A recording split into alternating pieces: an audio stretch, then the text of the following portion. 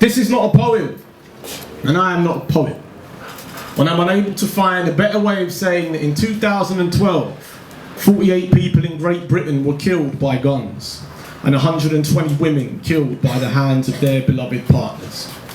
I am not a poet when I can't find a more beautiful way to say that no nation in the world imprisons as many members of its population as America does, that more black men in the US are incarcerated today than what they were during the peak of South Africa's apartheid. No, I am not a poet when I can't find clever words to illustrate the fact that before 2008, Nelson Mandela had been on America's list of most dangerous terrorists for over 60 years, that Cameron is a liar, that Cameron was a key member of the Federation of Conservative Students in '89 that hoped to hang Mandela. Forgive me, because today I am not a poet and this is not a poem. When eloquent words fail me and I can't capture the struggle of the poor through the metaphysics of language, that by the time Margaret Thatcher left office in 1990, the annual incomes of the richest 0.01% of British society had climbed to 70 times the national mean. And I don't know how I feel about the fact that key policy makers and leading civil servants have never had a job outside of their politics. The same men who set the minimum wage with only 4% ever having worked in manual trades, of which 68%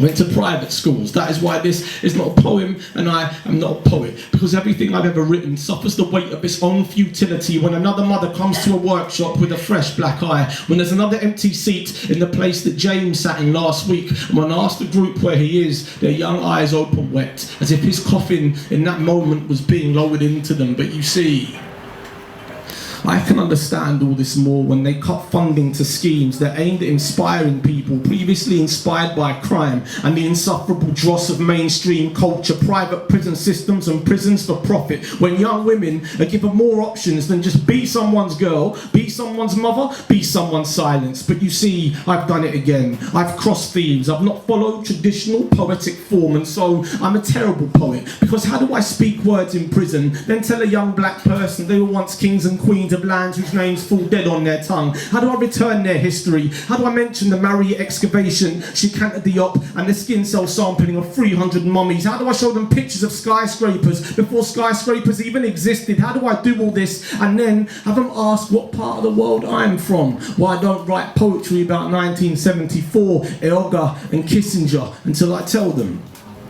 that I am not a poet. And nothing I can write will help dismantle this idea of race that we've become so attached to. Nothing I can write will include the importance of mitochondrial DNA and the 99.99% of us that is identical, that a BNP member most probably has more Asian and Arab in them than the mosque they conspire to blow up, that immigration isn't a choice, that people don't come to the UK for great weather, hospitality and quality of life. How do I explain all this and still retain artistic merit? I spent days looking for a metaphor to put the Palestinian Nakba in, until I found a home that once stood beautiful and prim, and then I opened the door and saw its contents ransacked, its family massacred and its garden on fire. From that day I abandoned any hope of metaphor and accepted that I could not write poetry about this, that everything I tried to imagine had already slit its own stomach, like the afternoon I spent with the woman who had been raped and asked her to capture it in verse, asked her to use simile and alliteration, until she looked at me and said, I don't know what those things mean, but I can tell you in a few simple words what it feels like to live with the Satan of your own heart. Poetry isn't for me.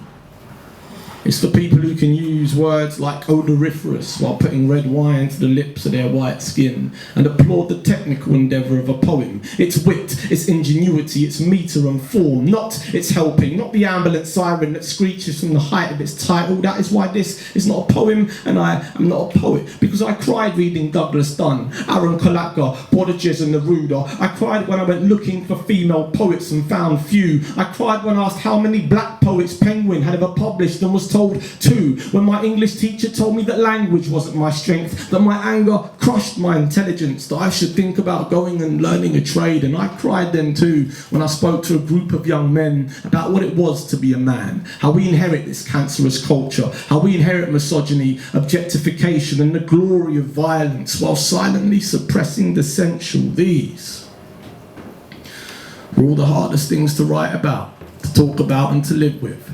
That is why I keep saying this is not a poem and I'm not a poet, because all of the above digress and ignore the rules set by the establishment.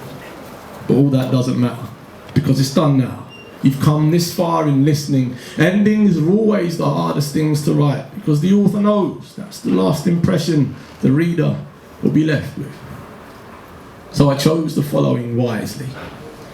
We are made up of all the things that broke us just to keep us alive. Maybe I could have said just that, but I didn't. Because like I said, this is not a poem, and I am not a poet.